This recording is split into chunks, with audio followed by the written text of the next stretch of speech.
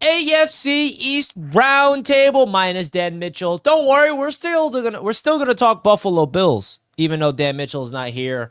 He is away this week. As you guys can tell, Dan has been MIA on 4th and Forever. He will not be here tonight, and we do not have a Buffalo Bills representative, but we will talk some Buffalo Bills and New York Jets and New England Patriots and Miami Dolphins right here on your favorite divisional show. I mean, I hope it is, because the rest of the shows around the network is starting to take off.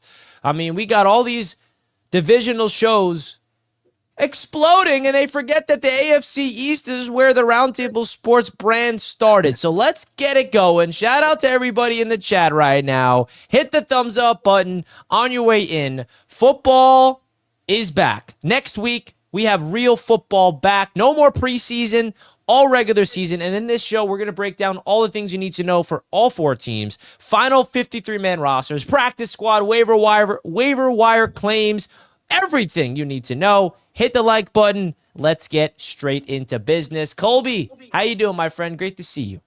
Hey, Richie, brother, you know it's always good to see you and chop it up with my boys on Wednesdays, man. I'm looking forward to the regular season where we get to chop it up Mondays and Wednesdays. I feel like I'm closer to you guys during the regular season because we just can't get away from each other pretty much on a daily basis. But, man, I'm good. It's been absolutely crazy over the last 48 hours for the New England Patriots, making a lot of moves. And the way that I like to think of roster cutdowns is it's kind of like your favorite TV show. It's like the season finale of your favorite TV show, because you're going through a roller coaster of emotions between happiness, excitement, heartbreak. You're worried, but man, I'm good. I got Patriots fans mad at me. I got Raiders fans mad at me, but that just means the football season's back. Oh yeah. When you get people mad at you, woo, we're back. If you ain't got haters, you ain't popping, Colby, and you got the most haters on the internet right now. So that means you're popping. All right, that means you're doing something right. TD, what's good, man? You sick of me yet? Sick of you? Why would I be sick of you, Richie? Forever every day. You got to deal with me now. We got to work together on other things. It's tough out here, man. But anytime I get an opportunity to cook you, Richie, on your opinions, man, it's always beautiful. But no, I'm having a great time. I'm sad Dan couldn't be here because it was a lot that I wanted to talk to him about these ridiculous TikToks he's making. It's the most loaded roster the Bills have ever had. Oh my God. Oh, he knew not to be here, but it's all good. We're going to talk about it. Oh, well, we'll talk Bills about what fans, he's saying. We're going to talk. Yes. Aaron comes on in and sets the tone. Jets fan, $2, says, thanks for getting us through the preseason. Let's go, Jets. We made it through the preseason. And I think I've said football's back like 20 times without realizing that football's never been back. Still not back. But it's back next week. Next week, you'll see us live talking about real stuff. Now, our Monday show, when is that returning, folks? Is that going to be not this Monday, but the following Monday? The Monday after week 1. After the first game, yeah. Yeah, so the AFC East Roundtable is going to be back on Mondays following the conclusion. So that's September 8th, and I can just imagine the energy in that show. After all of our games, what we're going to talk about, I can't even imagine how many live people we're going to have. But, folks, hit the like button. We're really excited to be live here on the AFC East Roundtable. Let's start off with those Buffalo Bills, because Dan's not here, but we should still watch some Dan Mitchell content while we're on the show, because Dan has been pretty active, TD, on everything. They signed Jordan Poyer, which we'll talk about. But let's talk about this because I think this is what you're referring to about Mr. Dan Mitchell himself going out there and saying that this is the deepest Bills team in the league. Is that true? Yes. Folks, I think that this might be the best roster that Buffalo has ever put together. Shout out to Bills Outlet over on X for putting together this little graphic for us to react to. Now, one of the biggest surprises to me was exactly where we ended up going with the wide receiving department. Yes, we ended up keeping 6. Typically, we roll 5. 1 is designated to the IR, but Terrell Shavers just did enough during the preseason where he... So let's just pause him there, TD, because he started off with, is this the deepest roster the Bills have put together in the McDermott era? And I'm pretty sure you responded to this. Did you not? Yeah, I did. I just simply said delusional. The delusion. The delusion. And I gotta add this too. Dan Mitchell in this clip look like he in witness protection. I'm just saying, he do look like he in witness protection. So y'all prayer for Dan. All right. So you disagree? Why'd you say the delusion? Dan, Richie, first of all, they don't even have a secondary, okay? And this is the deepest roster. Like, are you kidding me? Like, the Buffalo Bills have holes, ladies and gentlemen. They are not a great, perfect team. They're a good team. We know this already. But they are not what, this is the one team that everybody's giving a, like, free ride to. This is the only team in the NFL that doesn't get criticized for not being able to get over the hump. They've already started it this week with the Baltimore Ravens and Lamar. Oh, well, this is a bad indictment if they don't finally figure it out this year. Year 2 of all of this. The Bengals, if they don't get it together after doing all of this. The Buffalo Bills are the one team where they just allow them to continuously just not reach the mountaintop and don't have nothing to say about it. Don't have a thing to say about it. It isn't an indictment on McDermott. It ain't nothing to do with Josh Allen. Don't have a thing to say about it. So please spare me with this most loaded roster ever. This roster is above average at best, and that's pretty much it. I'll probably rank it 12th in the league, somewhere around that area. Their total 12th? roster? Their total roster. Now their quarterback, obviously. That's a good ranking. But yeah, it's a solid ranking. But they act like they got a top 5 roster. The way the fans and everybody talking about. I thought you were gonna say like 20 something. No, I'm not gonna, because you got that bum at quarterback that's gonna always push the. Let's just keep it a buck about who the Buffalo Bills are, and you got to put respect on them. They got an O-line. They have Cook back. They have Josh Allen. That alone, you're not gonna be lower than 18. That alone. Listen, the Buffalo Bills, and every Bills fan knows this, they are Josh Allen. Yeah, exactly. I think they may be the only team in the league that is their quarterback. And I don't know if that makes sense, but you look around the contending teams in the NFC and the AFC, right? Like the Lions, you got Jared Goff, and there's just a roster around him. You got the Eagles, Jalen Hurts, but a roster around him. You look in the AFC, you got Lamar Jackson, solid roster around him. Patrick Mahomes with the Chiefs, you got a solid supporting cast. You can keep going. Josh Allen, that's why he won the MVP, because he doesn't have an elite roster around him. He doesn't have the elite receivers. He doesn't have the elite tight end.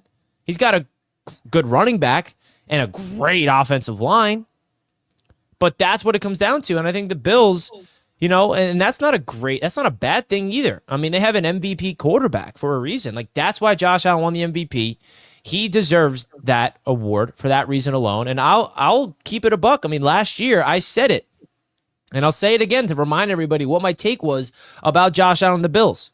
This was his opportunity last year to prove to me that he is that guy, because he was elite in my brain, but this was going to solidify, is he good enough to elevate the guys around him? Because that's what defines greatness in my eyes. Are you able to turn a guy that no one knows into a legit player? Tom Brady was the best at that. Tom Brady made practice squad receivers look like absolute beasts.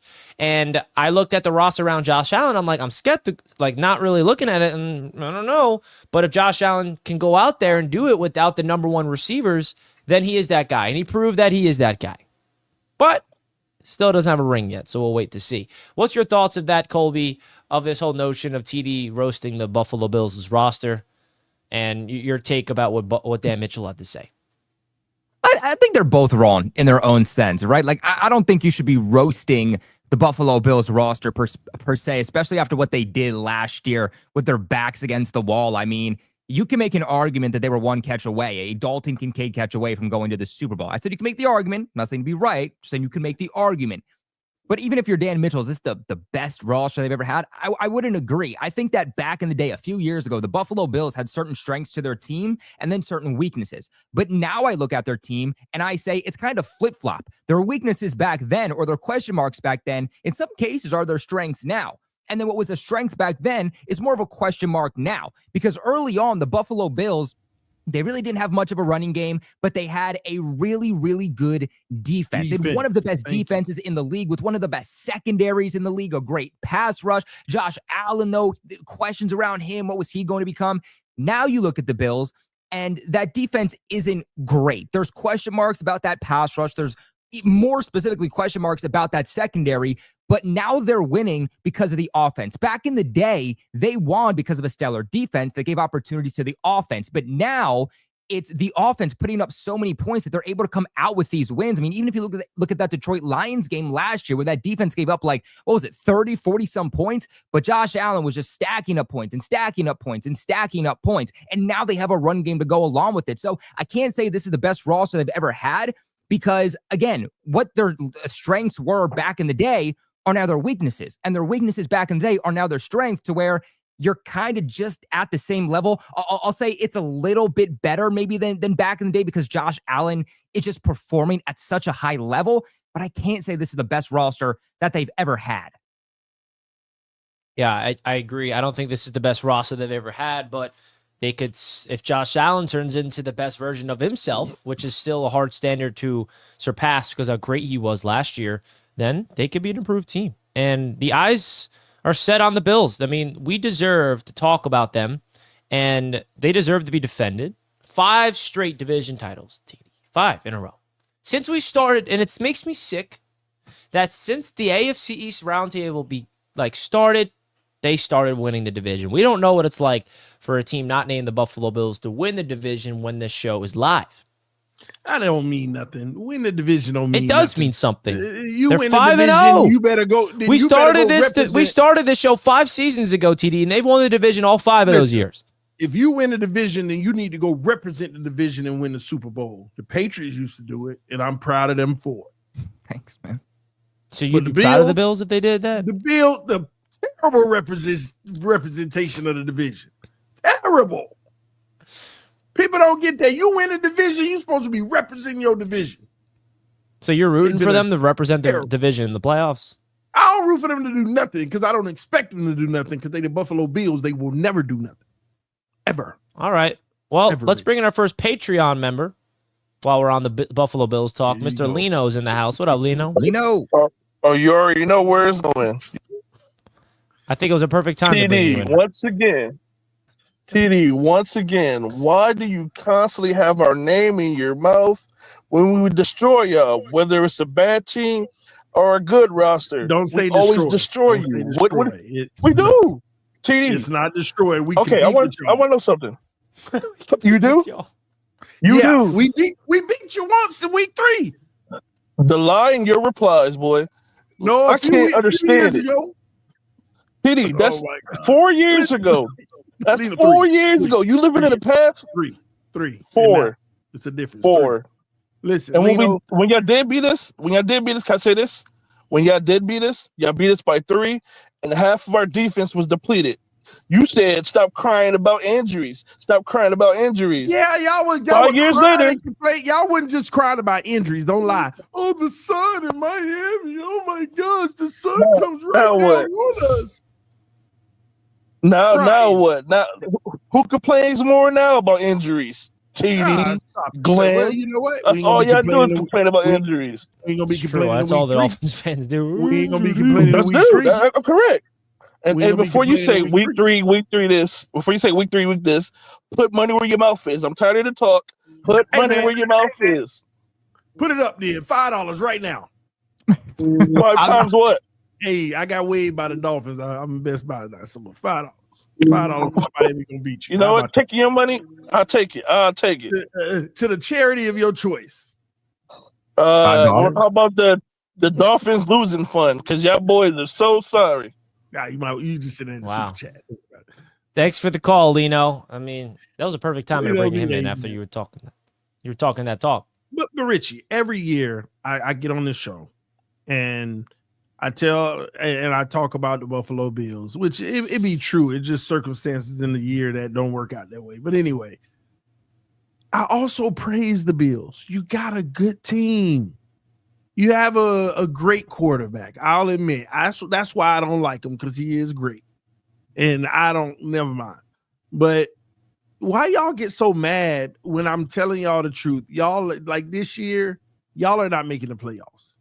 You are a prime candidate of it, okay? Josh Allen is going to be great, but this team is, y'all kind of like made a whole new like makeover to me. You started last year and Josh Allen carried you, but you finished it this year, and it's not going to work out for the better. You've been taking advantage of a weak division, and I'm telling you, the Patriots are going to be good. And I hate that I'm about to say this, but the Jets are going to be a solid team this year. Okay, I be trolling the Jets when I say 4-5 wins, but they ain't making no playoffs. But we're all gonna be what division was it last year? I be messing my divisions up with the Rams and all of them. What division? NFC West, TD. NFC Gosh, West. come on. We are going to be the NFC West this year. We beat up on each other so much that all of our records are in that 8, 9, 10 win range. And in the last week, we're all still going to be in contention. And that's where it's going to be over. So I'm telling you, the division is more competitive now. This isn't just my typical, I hate the Buffalo Bills. I truly believe the Patriots are going to shock everybody and win double-digit games. The Jets might rattle off 8 or 9. And the Dolphins going to get somewhere like 10 or 11. And the Bills gonna get their 9 wins. I got y'all above 500, 9-8. Why y'all tripping? I recommend this, folks. If you want to make some money, always bet the opposite of what TD Fintalk says, because everything he says always does not come true. That's all I'm gonna say. You don't know what you're talking about, Richie. I mean, everything. Have you been right about anything? I mean, I'm not right about everything, but have you ever been right about anything? Yeah, because the Patriots and Jets can't do their part of helping me be right. Are you gonna help me be right this year? Can the Jets win 9 games, Richie? Can you win 9 games this year? 10. Kobe, real talk. If everything works out, Vrabel really changes everything. Could you win 10 games? Yeah, for sure. If they hit their ceiling, yeah. Damn, what's up, boys? Let's go. Buffalo goes down. Y'all got to stop acting like they the big bad wolf in the division. They are until proven otherwise. No, in them 6 losses and 7 losses y'all talk about, make sure that one of them ain't Buffalo. That's all you got to do, man. And we going to take, man, listen, we are going to be better this year, and Buffalo's going to suffer for it. Y'all mark my words. Well, Tom Brady 12 comes in with a super chat. Our roster is stronger than Miami's. New York's were the only team capable of beating MVP Mahomes. Our rival jerseys will be the cleanest. I'm excited for those. Those drop tomorrow. I know. What team is he talking about, though? Yeah, I don't know. He's a Patriots fan saying that our roster is stronger than Miami's. New York's are the only team capable of got beating a stronger roster MVP than ours. Mahomes. Our rival. Yeah. What do you guys? What does he mean by New York's were the only team capable of beating MVP Mahomes? We beat Mahomes. I'm guessing your roster is the only team capable of beating Mahomes because of our defense. Kobe, you think the Patriots roster better than the Dolphins? In what aspect? Just offensively, overall. No. Defensively, hands down. Don't hands down, Kobe. Hands down. Defensively, hands down. That's not even a debate. You are better, it's not hands down. Y'all love throwing these hands down like it's like this big gap. What area do you beat us at defensively? Pass rush. No, you don't. Yeah, we do. Yeah, we do. Wilson Williams, Christian Barmore, Harold Landry, Caleb on Jason. Who do you got? A guy you drafted in the first round that's there to stop the run? Overall, do you have a better roster than the Dolphins? Overall, team, 53 man. You guys easily have the better offense, but we easily have the better defense. But I would say that our offense in comparison is better than your defense. So, hot take, I'm going to say yeah. So y'all going to win more games than us? Is that what you believe? I don't believe because of the roster we're going to win more games than you. I believe the Patriots are going to win more games than the Dolphins because you guys have a rough locker room. Off the field, you guys have issues. Your culture has issues. I don't think Mike McDaniels is going to make it to the end of the season. So y'all just disrespectful through and through. You Every guys have single one of y'all. injury concerns with your quarterback. You have an offensive line that's not going to be able to No, keep him hold upright it. because you didn't adequately address it the way that you Who's should the have. better offensive line between you two? Because I think both offensive lines has the little Ours stinky still thing ours coming better from than it. The theirs. Ours Patriots, better than y'all theirs. got rid of the only good offensive lineman you had, and ours is going to be bad too, Stop just it, for the stop record. it, I want to make stop sure that's it. clear. James But you guys Daniels, have a Aaron rough Brewer, offensive line. See that stop that it. okay. Let's start with that. Let's start with that. What I just said. Both of your offensive line. Colby just admitted his offensive line is gonna be bad. TD, is your offensive line gonna be bad this year or good? No, they're not going to be bad. They're going to be average. They're gonna be average. With the Yes, backups they're on So your going team, to be they're gonna don't be you average? feel like you need a good offensive line in order to be successful, win double-digit games, and win the division like you're claiming the Dolphins will, and you're claiming the Patriots will We- win double-digit Our, games? our offensive system gets the ball out quick. So, but we're going to be a good run team.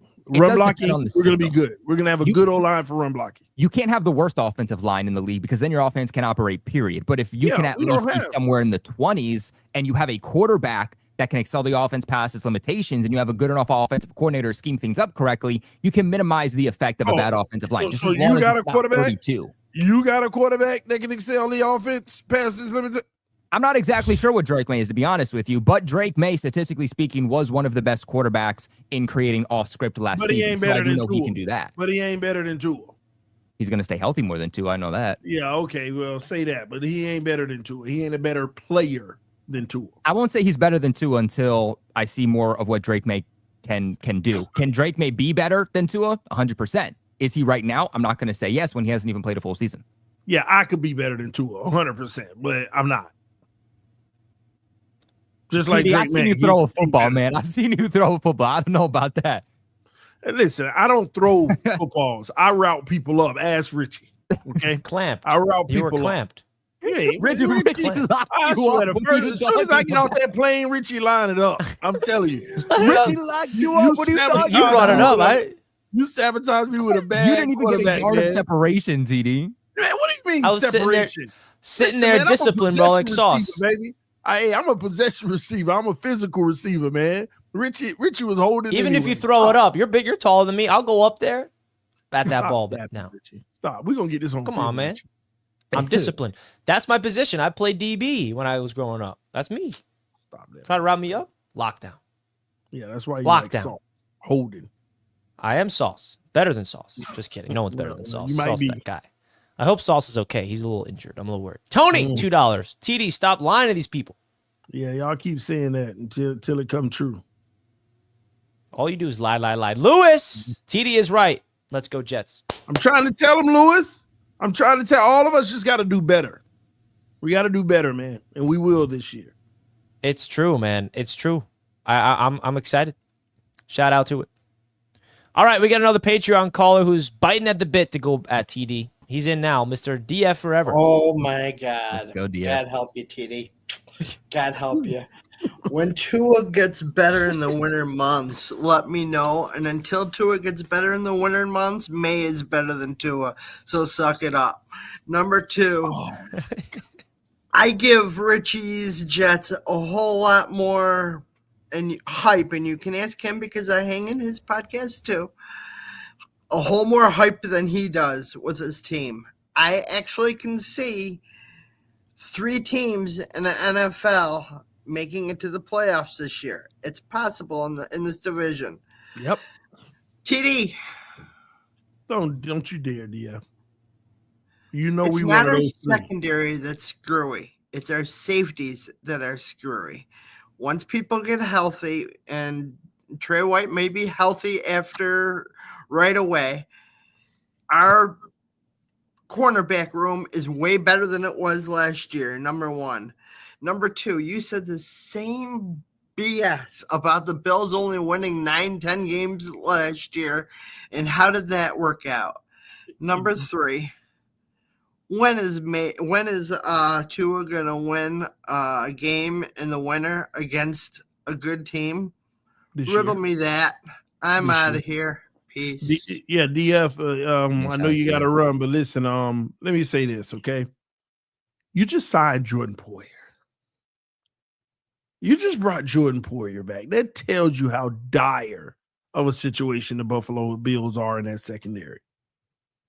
Jordan Poyer doesn't have anything left. And you know what? What's even more funny about that? Y'all laughed at me last year for hoping that he still has something left. You laughed at me, Bills fans, and now you go and sign him back. Stop it. You know y'all are in dire emergency in that secondary. Poyer's proof. Yeah, but look at him. He's at practice today. Woo, Bills Roundtable hyping him up. That's a video. Look at him. Can't even keep his balance. Well, he slapped the face. TD see a video that comes up that's anything non-Dolphins, he's gonna find something to criticize. Oh, see, hold.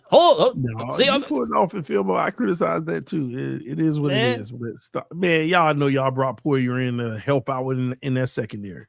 Stop lying, TD. Poyer in practice squad. Yeah, that's how it started. And then he get elevated week 1. Mark my words. And he's on the practice squad. That's actually kind of sad.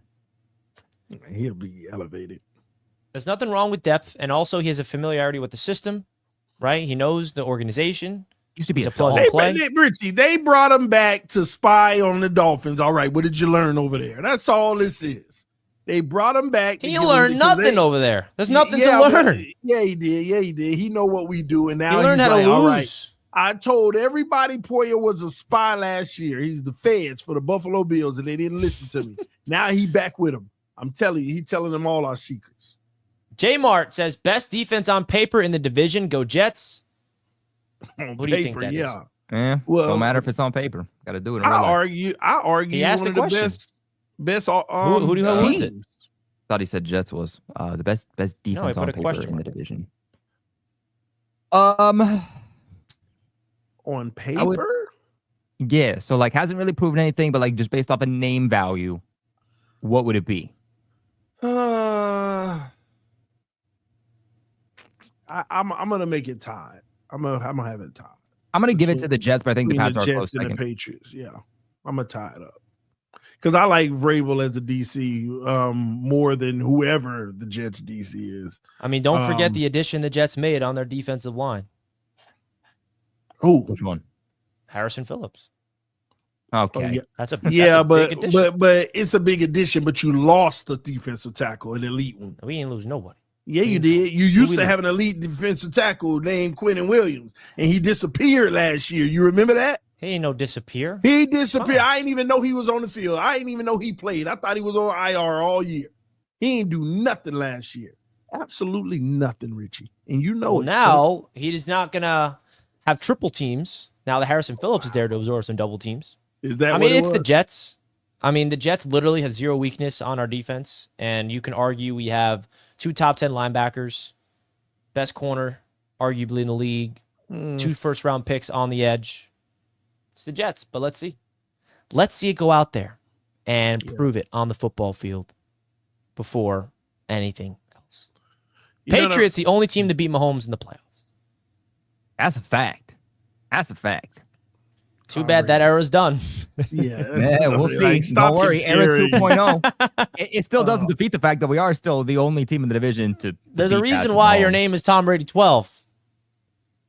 You see, you know guys hate on us for not being in the old era, but like Hey, we Richie. still had an old Richie. era, man. Richie, it's gonna be 2082. Yeah, but Tom Brady to remember when we. Hey, Man, when if you're- that's when all you are got the to lean on, greatest congrats. team- When you are Oh. the greatest, most successful team of all time, you're allowed to pump your chest. Richie pumps his chest Oh, about my the one God. Super Bowl he got. Has to watch that thing on DVD. But DVR. but when we pump being the greatest team of all time, it's like, VHS. oh, you're living in the past. How does that make sense? No, it's just funny, like, No, doesn't make sense. because like if the Patriots were the only team to beat Mahomes, and it was like with Drake, man, Vrabel, like, oh man, that ship has sailed. Belichick gone, Brady. Well, you can't gone, say the whole- ship has sailed when this organization or when this new regime hasn't gotten the opportunity to do so yet. I really don't just think that y'all do not realize what's about to happen this season. Like all of us are going to be good. This whole division is going to be good. No, Like, so yeah, this is your way to cope with the reality that the Dolphins are about to be trash. Stop it, Richie. No, Richie don't believe it because he's been hurt a lot already. Okay, he's been hurt. But you a know where lot. my expectations He are on don't my have Jets, much right? Faith in Justin Fields, but I think the Jets are actually going to be good, and the Patriots are going to shock everybody. They're going to climb up the charts, and they're going to be they might be the Broncos of last year. The Patriots. I don't know if Drake May can do what Bo Nix was doing last year. I think Bo Nix is going to take a step back, but that's a discussion for another time. Yeah, shocker. Yeah. And we gonna reign at the top, and the Bills are gonna fall a little. And I'm not saying the Bills gonna implode to 6 wins, but they're gonna come down to earth by about 3 wins, and all's gonna be well. I think Bo Nix is going to take a step forward. I was never high on Bo Nix, to be fair. I was high on Bo Nix pre-draft. I said the Jets should draft him. I said I don't. So I'm on record to be a Bo Nix believer. Ever since I watched the tape in Oregon, I was like, this kid's special, and everyone's like, oh, no, dude. And now he's on the Broncos, absolutely balled out, mastered Sean Payton's system, which is very complex as a rookie. That tells me all you need to know about what's going on upstairs. But you know the rules, Richie. You got to show it in that second year for it to be solidified. Of course. And people keep, but my point with Bo Nix is everyone's assuming he's going to take a step back. That's the narrative. Oh, Bo Nix can't do it again. But what if he gets better? Everyone think about that reality. What if he it clicks better and he's improves? Then we got a real problem on our hand in the AFC. That's all I'm going to say. Christine becomes a member of the AFC East Roundtable. Thank you so much. We appreciate that. Hey, Mitch, $10. Richie, I have my package for week 1. Please hook a brother up with a parking pass for week 1. Go Jets. P.S. Fish, Bills, and Pats stink. You're right, man. They do stink. I got you, bro. Hit my line. Hit my line. I got you with some parking pass. Man, I can't believe week 1. I can't believe I'm going to be Jets Media Day, bro. Is like, let's go Steelers. Like next week. Gosh, I can't believe I'm going to be at MetLife for that, bro. Sooner or later, the Bills are going to lose. Go Jets. Sooner or later, it's only a matter of time. I cannot believe it's Jets Steelers still, to this point that we got Jets Steelers week 1. Don't you wish it wasn't week 1 though? So it was an actual matchup. Because your teams, how they play week 1 is never actually going to perform the remainder. It's actually exactly where I want the Steelers, because I think the Steelers are going to get better as the season progresses. I think week 1 is the perfect time to get Rodgers. He didn't participate in the preseason. They're going to be rusty offensively. They're going to be miscommunications. Yeah. Jets can take advantage of that and steal that game. Yeah, but don't you want to deal with them late? Don't you want to face them when there's no excuses? We beat Rodgers. We are better than the Steelers. Because even if you win, I don't care about if we beat Rodgers. I don't want to hear no excuse about no week 1. I want to see them week 1. I think it's perfect. Start off the gap. Aaron Rodgers' first game after not being a Jet is in MetLife. Come on, that's storybook stuff. It's poetic, but like you said yourself, the offense is going to be rusty. The team isn't going to be what we're actually. I want to take advantage of that. I want to win. I agree with Richie. I wish I had that advantage because we got to go to Pittsburgh in the cold in December 15th. So I wish I had Richie's scenario. I wish I had to stop. And the week before is an L2. It's a prime time. Now you capping. Now you capping. Week before that's an L. Let's not do that, Richie. That's another L too. That's back-to-back L's in December. That's why we need to go ahead and solidify this event, because I already know that game is going to mean something when we play the Jets December 7th. Well, we gotta solidify it, TD. How do we solidify it? Hey man, you're supposed to have a link. See, I gotta do this. I gotta do that. What do you show me how to do it, Richie? I'll do it. Show me how to do it. Come on, man. I'll do it. All right, next week on Wednesday night, we'll be dropping the link for the Miami Dolphins versus the New York Jets. All right. We need people to let us know in the chat who would be interested in coming to Jets Dolphins week 14 at MetLife Stadium. Jets Dolphins week 14 MetLife Stadium. We need a head count. We need to make sure we have the proper amount of people that's interested before we can commit to tickets. So if you guys are interested in coming to watching Tua Tagovailoa in a cold weather game, December 7th ain't that cold in New York, is it? In December? It might be December snowing. 7th is early though. Really? It might be snowing. It could be a snow game. I would love that, man. All of our events are usually earlier in the year. It's not a cold weather game. We can actually last year we did an event in October, and it was kind cold, of chilly. bro. Yeah, remember the game we went to last year? That was October. Where was that? MetLife. Me and you were shivering our butts off, bro. Yeah, Richie, what is it? Every time we go there, it's cold. It'd be early in the year. Because the first year December, we went, wasn't it September or something? Yeah. And it rained for you guys. And it was cold up there, Kobe. It was cold. So Buff Dad asked, do the AFC East Roundtable only go to games where Jets are playing? No, we're going to Bills Dolphins in Buffalo. Yeah, we're going to Bills Dolphins in Which, by the way, there's still tickets available for that. I mean, like 4 or something? 3 tickets left. Okay, cool. I don't know. Bills fans, pull up. Pull up, man. We want to see it. So, all right, let's get deeper into these rosters and storylines. Let's talk about these Miami Dolphins, man. I'm intrigued by them. What's the latest things we need to know about these Miami Dolphins? And I'll ask you this question. No one cares about no 53-man roster. But what gets you excited as a Dolphins fan? If you're a Dolphins fan, you're waking up on Sunday morning, taking on the Indianapolis Colts. You're ready to go. Oh, sorry, only one ticket left because Miss Finn's got hers. Let's go, Miss Finch. Oh, Miss wow. Finn's got hers, so now there's 2 tickets left. Woo! Yeah. Can't wait to have Miss Finn's there. I'll put the link in the chat. But TD, why don't you enlighten me from a Dolphins fan perspective? What is there to be excited about? Like from a Jets fan perspective, I can give you a lot of reasons why I'm excited for this season. And excitement does not translate to I think we're going to be a good team.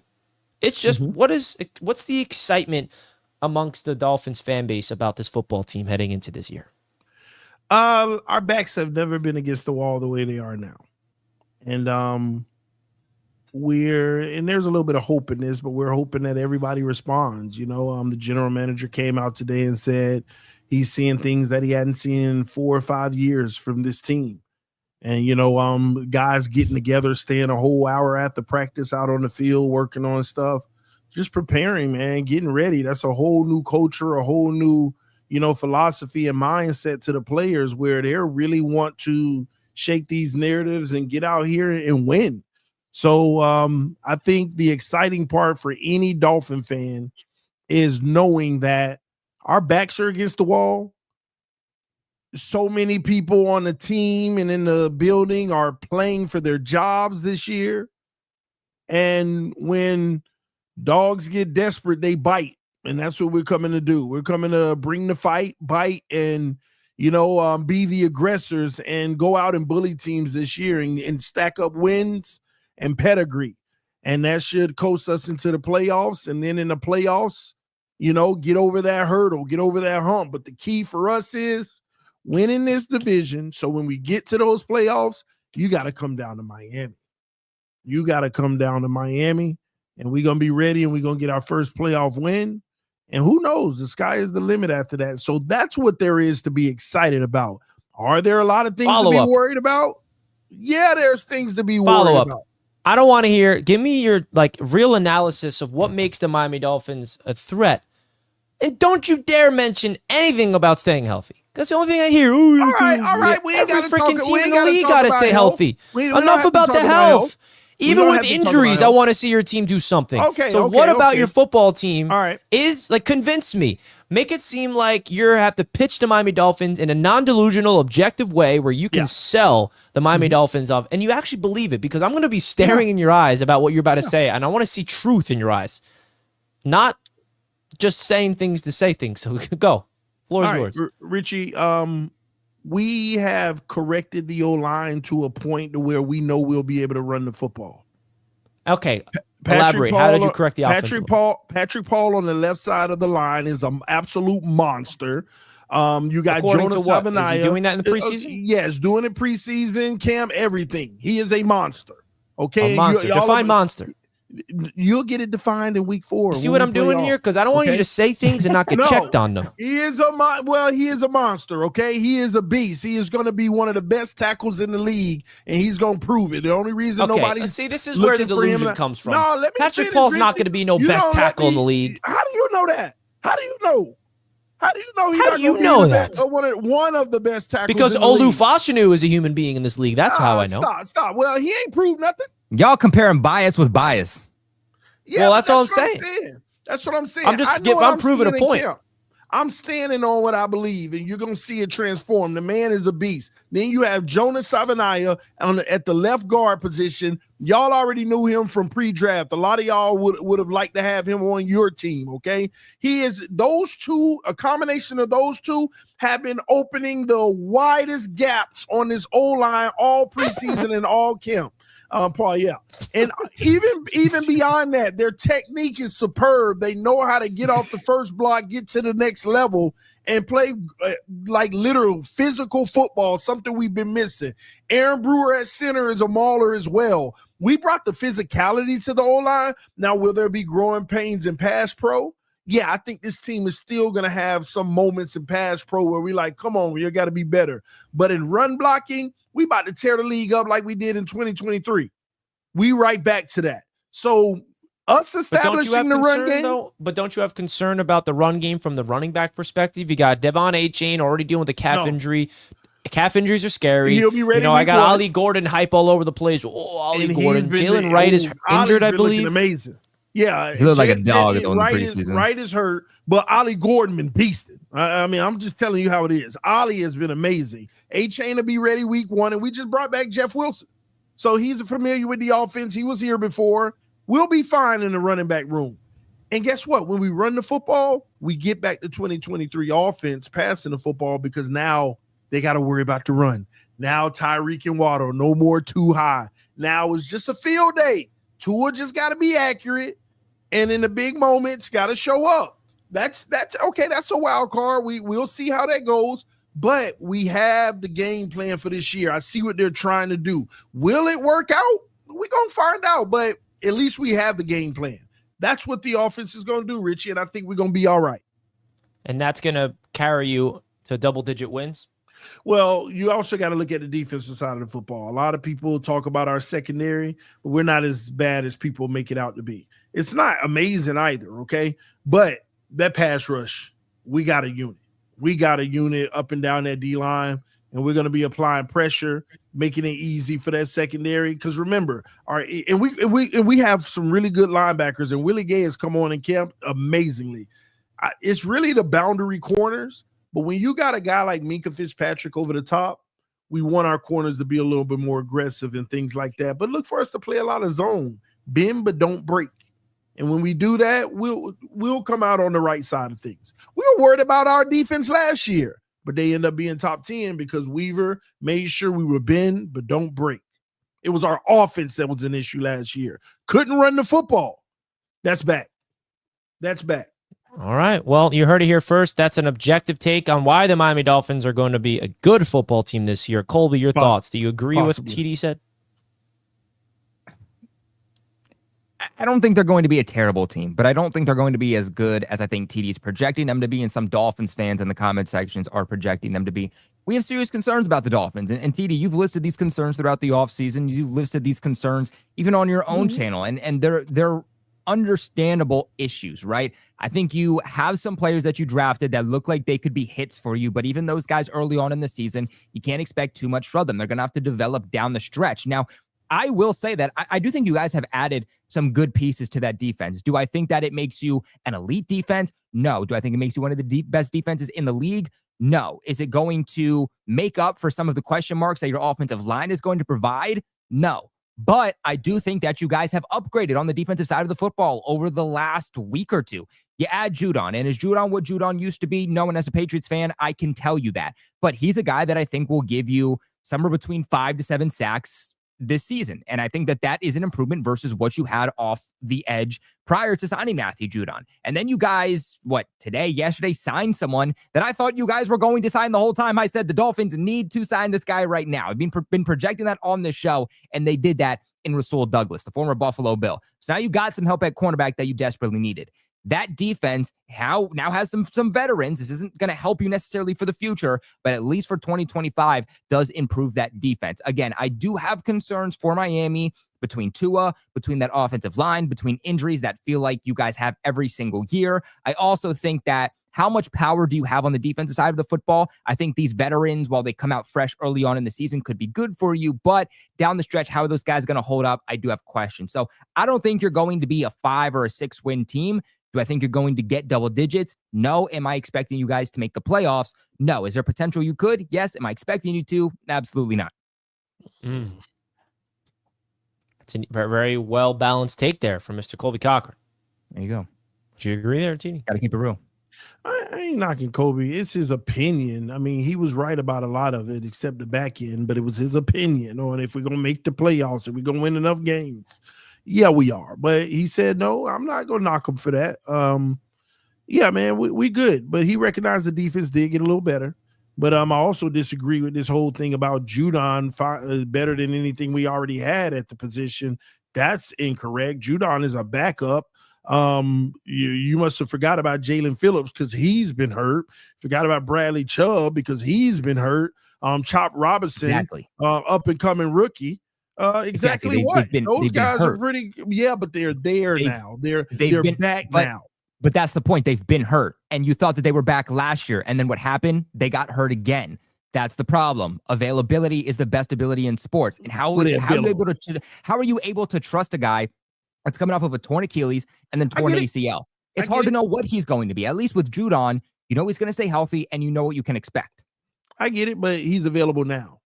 And don't forget, you ain't mentioned Jack Jones out there flying around. Okay, yeah, nope, that's where you lost me. I know Jack Jones. I lose Jack you. Jones. Come Jack on, act Jones like you wouldn't hype it up. Jack Jones will give you a pick 2 years ago. And then Jack Jones will give up a 100-yard touchdown, and then on the next play, hyping Jack Jones not too long ago, Kobe. You was hyping Jack Jones when he was a Patriot. Look at this head. Hold up. I liked Jack Jones in 2022 when he had a pick 6 on Aaron Rodgers. After that, he was a liability off the field and in the locker room, which is why he was cut not just from the Patriots, but from the Raiders. By the way, he was cut from the Raiders. The Raiders have one of the worst secondaries in the league. Let that be a motive on what to expect from Jack Jones. How bad he is. He's a liability in the running game. That's all I need to hear, bro. TD hyping up Jack Jones. That's how down bad that secondary is. Yeah, as soon as you said that, I knew it was out. I knew it was off, man. It was you hyping up Jack Jones, man. This guy's a punt returner playing corner. I can't wait to play. This guy's a punt returner, man. Are you kidding? Jack Jones played New England for a season and a half. I know who Jack Jones TD, is. you should have claimed the corner we cut. We had to waive a very good corner because that's how good our cornerback room is, and the Browns claimed him. Make the Jets. He wasn't good enough. He make y'all team. Oh, he's a very good corner that we had to cut. Unfortunately, that I was not happy with. Listen, y'all. You should have. He would have been. He would probably be the best corner on your roster if you claimed him. I am gonna be insufferable when we play y'all, because I promise y'all are gonna hate me after we stomp a hole in y'all. We gonna at least you got the ghost of Minkah Fitzpatrick. The ghost of Richie. He's an elite safety in this NFL. He's a spy, just like Jordan Poyer. No, he ain't a spy. He was elite. He is a spy. He back now. He back because he started with Miami. Don't forget that. He left y'all. You gave up on him, and we brought him back and became an All-Pro safety, and now he's a bust. Now he's coming off the worst season of his career with a very good team in the Pittsburgh Steelers. A worst season of his career was still solid. So, yeah.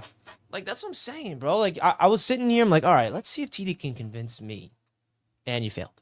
Richie, that's the problem between you and Kobe. I don't have to convince y'all. Y'all in the basement. The basement. You trying Patriots to get me to convince y'all. No, y'all are in the basement. The bottom 2 teams of the division is the basement. We were on ground floor of the basement. The Jets were at the top of the stairs from the basement. But now y'all gonna get out of the basement, Kobe. I don't know about the Jets. I'm hoping they do for the sake. What do you mean? We've been out of the basement for 2 years straight, baby. No, you haven't. We're on the way to the surface. Listen, you don't win more than 7 games. Basement. We didn't even know last place. It's all right, Richie. 2 years in a row. It's lonely. I wear that as a badge of honor. It's full in the basement. You wear it as a badge of honor that you've been in. We got out of the basement 2 years straight. That's progress. That's progress. Because we were in the basement every year since this damn show started, and I couldn't take it. And luckily, the New England Patriots moved on from Brady and Belichick, so they can now be in the basement. Did you really just say it's a badge of honor? It is a badge of honor. I don't want to be in no basement. Proud of it. The embarrassment is whoever the Patriots pass. The embarrassment is going to be whoever the Patriots pass. The Miami Dolphins. No, I'm telling y'all, it's going to be the Bills. I promise you. It's going to be Buffalo, man. So you can be proud of that too, Richie. Y'all need to stop this mess. Them bums have been running the division, and y'all don't give them no heat. I don't know what's wrong with y'all, man. They gotta actually do it and start struggling before I can tell. I have no floor to stand on to say anything bad against the Buffalo Bills. That's how I looked at it. They ain't struggling because of y'all two. That's not true. Yes, it is. You know what the Bills do? That the Bills actually win against good teams. Dolphins don't. But that's gonna change. Name the last good team the Miami Dolphins have beat. Dallas Cowboys. With who's their quarterback? Dak Prescott. No, it wasn't. When was that? Last year? a year? 2 years ago. Richie, why? Okay, let's move on. We're not moving on because that's who the Miami Dolphins are. They score 70 points on the trash of the NFL, and then they go up against real competition. They turn into a pumpkin, which is why you pump your chest. Oh, to an MVP conversation. Oh, the Dolphins we are in lose this. to the best That's teams because in you the beat league, up on Rich. bad teams. Go up against real opponents. We lose to the best teams in the league. Yeah, that shows that you're never going to do anything with this current regime, which is why we'll finish off the Miami Dolphins take with this. You better hope it blows up this year, because if you do the same thing you did last year and you run it back all over again, oh boy, you are absolutely stuck in purgatory. That's the reality. Yeah, I mean, I recognize that. I keep saying, like, I'm gonna be honest with you. I don't know what I'll do if we're the bottom team. But this team either has the potential to be very special this year and win a division. But what's different about this team than last? Or we're in trouble and we're like going to be a disaster. So That's what I'm saying. Yeah, but that's I see us winning the division more than us being a disaster. All right. We'll see about that. And I'll say this, TD. You'll better win week 1. If you let Danny Dimes drop dimes on that secondary. You talk about guaranteed games. I'm not worried about that, okay? I would be worried. That's a trap game. Listen, the only thing that matters to me, and it's very That's a trap likely, game going on the road. Miami will start the season 4-0. Oh, God. You're losing No, week 4. I mean, So you that's the lost me there. reality. It's highly likely we'll start the season 4-0. You're losing week 4. Week 1's a trap game. Where week 1 is the freaking coach. We're going to win. Week 2, we play the Patriots at home. Don't sleep on Danny Dimes. Come on. In week 3, we play Buffalo. In Buffalo, we get to travel to them where it ain't freezing cold. Don't the Dolphins have 3 AFC East games to start off the season in the first 4 weeks? Colts and then all 3 of y'all. Yep. But at home though, except Buffalo, but it's perfect for us because of the weather situation. So you're telling me the narrative is going to be the same? So the narrative around the Dolphins will be the same. You guys ball out in the beginning of the season. Everybody thinks that they're going to be a good team. And then as time goes on, you guys slowly start to fade. And then you can't beat a team over 500. And then you can't beat a team when it gets cold. Kobe, so then you fall off when it matters. Let me be clear with you. I am going to change it to if. I want us to go 4-0. If we go 4-0, which we highly likely will, we're going 15-2. 15-2. This is where the delusion, like, this is ruining the integrity of the show. It's like 15-2. It's like I gotta boot him. We need him a timeout. That's timeout worthy. 15-2. Hold on. If we beat you're ruining the integrity of everything you're saying. If we beat the Bills and we go 4-0, we going 15-2. The only team TD, we've seen the Dolphins that's strike 2. I said strike 2. There's no way he's gonna do that again. Don't you dare say that for the third time. Look at our schedule. The only team that'll beat us at that point might be Baltimore and Buffalo the second time. Maybe. This is ridiculous. You're ruining the show. Everyone watching the show is gonna freaking click off now. No. There's a better chance. TD, there's a better chance that you are 2-15 than 15-2. Stop it. That's just a fact. No, that's just a fact. Kobe, we played you twice and the Jets twice. We can't be 2-15. You play the Patriots in New England late in the season when it's freezing cold. It don't ever really be that kind of cold. We all know that Tua can't play in the cold. It don't be the bad cold. We all know the Dolphins fall off. Man, I had to kick you out. An easy win. I don't know what it is about New England, but it ain't usually the bad cold. I don't know why, but yeah. New England gets below freezing, my guy. Yeah, but it ain't gonna be in our game. Listen, y'all, this is what y'all fail to realize. If we go 4-0, that means we beat Buffalo. We beat a great team, right? Tell me what teams on our schedule that's better than Buffalo. If we could beat Buffalo, we could beat it. We could beat all except Baltimore. And week 1 trap game L. Week 2, you'll beat the Patriots 1-1. You're starting with disrespect. No. This is how you look at it. You look at it, we're better on paper. That's not how the NFL works, TD. You just automatically throw a trap game. Week 1 is a lie. The Patriots beat the Bengals last year, week 1. How did that work out? Even though the Bengals still didn't make the playoffs, but still, come on. Yeah, so hey, week 1 is a lie. Okay, so that's why the Colts will beat you. So congrats. Dolphins will beat the Patriots week 2. Bills will beat you there. So you're actually starting 1-3. Okay. All right. I can't argue with you, Richie. 1-3. You lose to the Colts. You beat the Patriots. You lose to Buffalo. You lose to the Jets. Yeah. Now that's bias. That's bias. No, I'm keeping it real. And then you got the Panthers. That's a dub. You got the Chargers. So what? 1-3. 2-3. No. Chargers at home. That's a big win. That's 3-3. No, Dolphins are at home. I said that. You said Chargers at home. Oh, yeah, at home for the you're Dolphins. versing the Chargers at home. So you go on a little win streak. 2-3, 3-3, 4-3, 5-3, 4-4. Falcons. Michael Penix picking you apart. Okay, it'll be more respectable if you just stop saying we're gonna lose to the Colts, Richie. Let's do this the right way. No. See, no. If you have that mindset that you're walking into Indianapolis with the easiest win of your life, I don't have that mindset as a fan, you're trying to just give them a win just because. Trap game. We are a better team. Stop giving people trap games. TD, have you watched the NFL before? Have you realized that not every single team that's better wins? The Jets beat the 9-0 Eagles. Were we better than the Eagles in that game? I get that. That's my point. You can't look. But you can't this is why I can't stand. Game.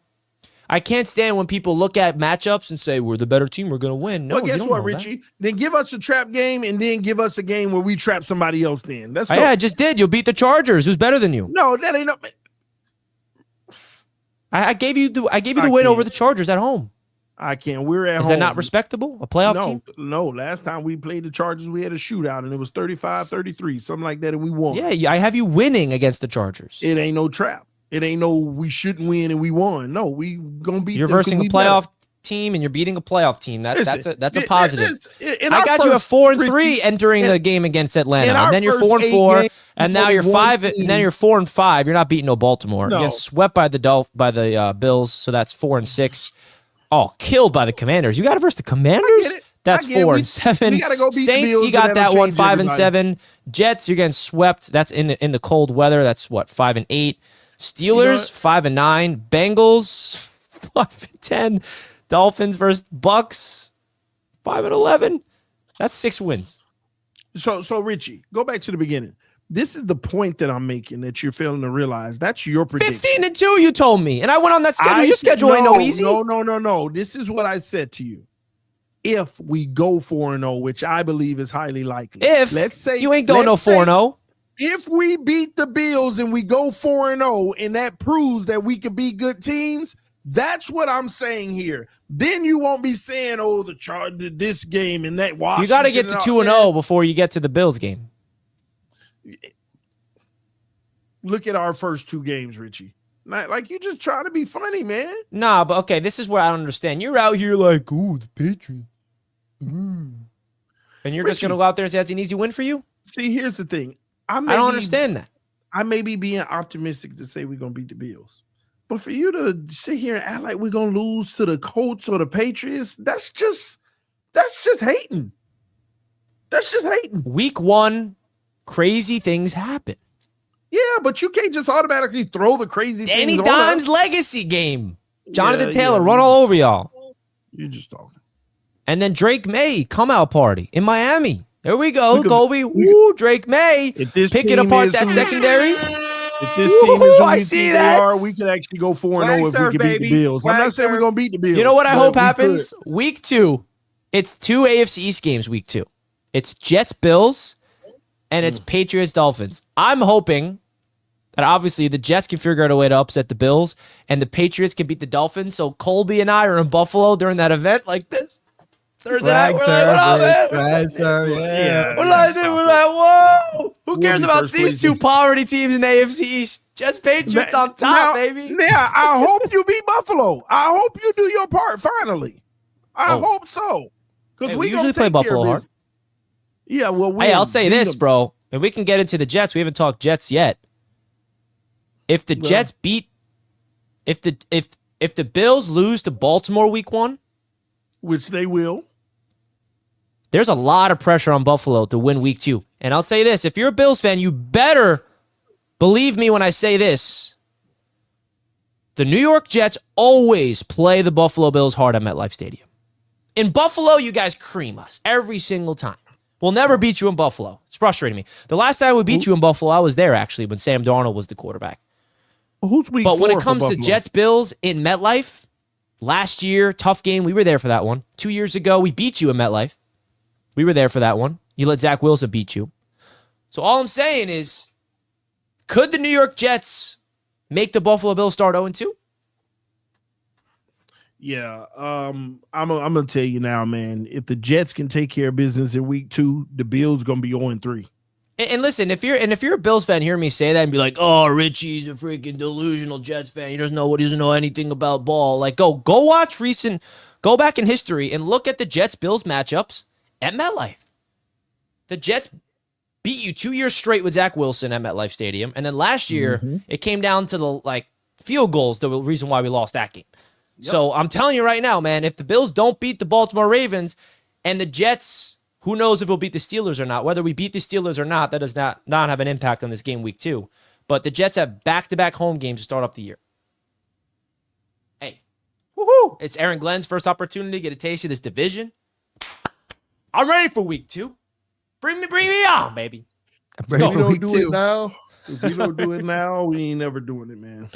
All right, these New York Jets, man. You know, we talked Bills, we talked Dolphins. Now it's time to talk some Jets.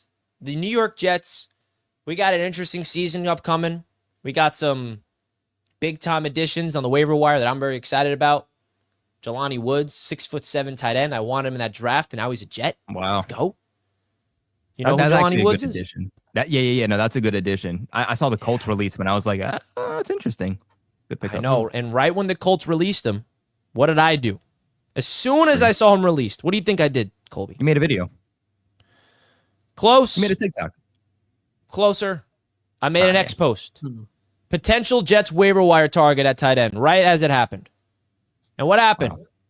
Bing! Bang! Hit it on the money. The Jets claim Jelani Woods, 6'7" monster at tight end, has not played in the NFL the last 2 years because of injury. So now he's getting a fresh start. The Colts completely revamped the tight end room with Tyler Warren. He's not going to fit on that roster anymore. So I love that. And if you would tell me, Richie, what's the biggest weakness of this Jets roster? It's our tight end room. But now we just got Woods. That's a legit weapon. 6'7" monster next to Mason Taylor. I absolutely love that waiver wire addition. We also picked up Cam Ward's left tackle from Washington State, TD. Washington State. Who did not give up one sack. 500 pass blocking reps in Washington State with Cam Ward, 0 sacks. He was an undrafted free agent tackle from the Kansas City Chiefs, and the Chiefs released him. Everybody in the Chiefs community was upset that they released him, hoping that he'll make their practice squad, but the Jets came in and claimed him. So that's another great move by the New York Jets, adding depth on the offensive line. I mean, our offensive line is loaded as starters, but now we got even more depth on that to be excited about. But when it comes to the overall roster and it comes to this New York Jets team, I have no idea what to expect. I really don't. Because Justin Fields can go out there and do what he did with the Pittsburgh Steelers and just play smart football, not turn it over, take what the defense gives you. Because I'll tell you exactly what Fields needs to do in order to help this team win football games. Do exactly what he did in Pittsburgh. Take what the defense gives you. Don't be crazy. Do a lot of check downs and run when the opportunity presents itself. And let this defense in this run game carry you. If that happens, I mean, the Pittsburgh Steelers were 4-2 with him. Could have been 5-1 if their defense got the stop. So that's my mindset going into the season is the identity is going to be running the football because let's be straight up, bro. The pass attack for this Jets team is going to be really rough to start off the season. I'm not expecting a lot of deep dropbacks. I'm not expecting a lot of deep throws down the field over the middle. I am not expecting that whatsoever. I think it's going to be an absolute nightmare. Our wide receiver room makes me want to vomit. It's that bad. We cut all of our undrafted free agents, that wide receiver that we were excited about. We kept Xavier Gibson on this roster instead of letting the undrafted free agent Jamal Pritchett, who's a dog, make the team. Now he is on the practice squad, which is exciting. We just released Tyler Johnson, and now he's back on the practice squad. The Jets receiver room is putrid outside of Garrett Wilson. I'm not denying that. And I don't know why they haven't made a trade yet.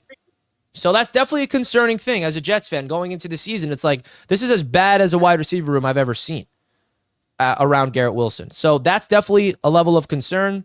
But man, our running back room and our offensive line and Justin Fields at quarterback, we have the capability of being one of the best run offenses in the league. Not the best, but top 5. And even go back to Chicago. Even when the Bears were bad, they were one of the best running teams in the league because Justin Fields' ability to run the football is that much of a threat. You add in Breece Hall, Braylon Allen with that offensive line, that's going to be the identity of this football team. You mix in Sauce Gardner, Brandon Stevens on the boundaries with Quinnen Williams, Harrison Phillips up the top. So the defense got to be able to stop them. So what's your expectations for the New York Jets this season after everything you saw in the preseason, everything you saw, all the roster moves they have, Aaron Glenn's first opportunity to go out there? Is there any chance they beat the Steelers week 1 in your eyes, TD? Anything at all? Or do you think they're going to lose? No, they're going to not only lose, but they're going to get demolished. The Pittsburgh Steelers are built for the Super Bowl. They have the veterans, they have the weapons, they have the defense, they have the coach, and Aaron Rodgers is going to show you the best version of himself, not the MVP version, but a better version than he did with the Jets. I actually see them y'all competing at first, but about around the third quarter, they start pulling away. I can see a 17-point win, something like that. I think about like opening week, they're going to go off. Yeah, it's going to be like 37-20. They're gonna have fun. The league is they're gonna be the talk of the league. Save your predictions for next week, okay? Yeah, well, I'm just throwing it out. You said any chance. I want you to understand that there isn't, Richie. Don't mean y'all gonna be a terrible team, but they built up for this moment, and they have too many veterans, guys that's been there and done that understands, and the coach overall, man, is like Tomlin gonna win 9 games no matter what. What they did this offseason adds another 3. So they're going to have 12 wins. And the Jets will be one of them. So you don't see anything? Anything positive for this Jets team? Yeah. Y'all going to be a competitive team. Like I said, I think your O-line will play better. Do you think the philosophy that I'm saying would be able to translate to today's style of football, of running the ball and playing defense in order to win games? Yeah, that's always going to keep you in games. That's the point. It'll always keep you in games. Now, is your defense going to get enough turnovers to help the offense? That's where you're going to make the difference. It's going to be hit and miss. Some weeks you do, some weeks you don't. When you play the best teams, y'all going to struggle. But you might really hurt 1 or 2 of the maybe 7 great teams you play. So, but everything else, you run the football, you manage the clock, you play good defense, you kick some field goals, get 1 electric play by Fields using his legs, and, a lucky this or that here and there, you're going to win games. The Jets are going to win games. And the more comfortable you can get Fields to be, the more he starts exploring his arm, you might have a little something, but it'll be a little too late when it's all said and done at the end, but it'll be a threat this year. Y'all going to win games, Richie. You're going to win. I got you at 8 or 9. 8 or 9 wins for the Jets? Yeah. You have? Mm-hmm. Wow. Oh, Richie. That's an inflated number than what you had recently, last few weeks. It's just What's easy changed? to say. It's just easy to say 5 or 6 with y'all, and you can guess right quite often. But you still have a roster. Remember last year, Richie, I thought y'all would win 10, 11 games. Like you had a roster to do it. But your coach, you predicted 6 wins last year, and you were right. No, well, I told you, Richie, that the roster should. The roster is good enough too. But I also told you, hey, your coach ain't good enough. So yeah. And he was fired after 4 games. Yeah. That's that. So when it comes to the Justin Fields expectations on your end, Colby, is there a world where Fields breaks out this year? Because I'll be straight up. Based off of all the practices I went to, based off of preseason ball, like I don't see a quarterback that is destined to light it up. I'm not expecting it. Do you think there is a world where things click and we see a new version of Justin Fields because of the support system around him? Or do you think it's who Justin Fields is? He's limited as a passer and he's not going to be able to take that step forward. What's your expectation from Justin Fields this year?